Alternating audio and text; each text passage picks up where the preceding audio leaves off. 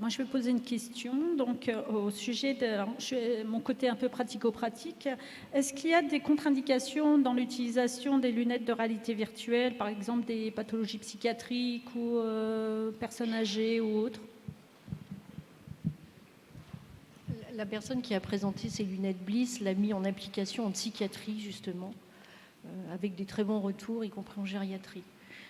Nous, on se questionne en fait sur des soins en particulier. Je sais que c'est utilisé aussi pour les ponctions lombaires. Cela dit, les patients, quand ils ont le casque de réalité virtuelle, bougent beaucoup la tête. Donc, on se questionnait par rapport à ça. Donc, je ne sais pas si ça a été mis en application, du coup, en hôpital de jour. Non, pour les ponctions lombaires, c'est un petit peu difficile parce qu'en effet, c'est une vision à 360 degrés. Et ce qui est intéressant, c'est justement cette vision à 360 degrés, donc de bouger la tête. Donc pour certains soins, c'est très difficile à mettre en place. Donc c'est surtout une question de soins. Et moi, en regardant vos diapositives, vous avez parlé de parfois les patients refusent ce dispositif.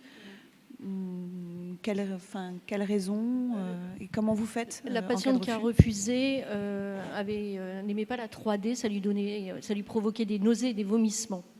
Donc du coup, elle a préféré ne pas essayer. Donc on a essayé d'argumenter, mais en vain. En tout cas, donc c'est effectivement son motif de refus. Et du coup, en cas de refus, vous avez des solutions alternatives ou... Pour l'instant, non. Pour l'instant, non.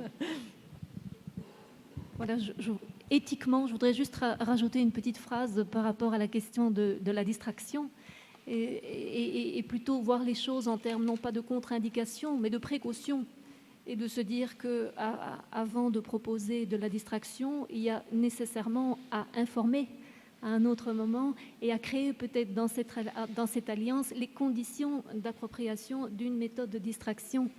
Alors là, on a un peu plus de jeu pour ne pas être face au refus directement, mais plutôt de travailler avec la personne les conditions de passation et l'utilisation de la méthode alors, de distraction.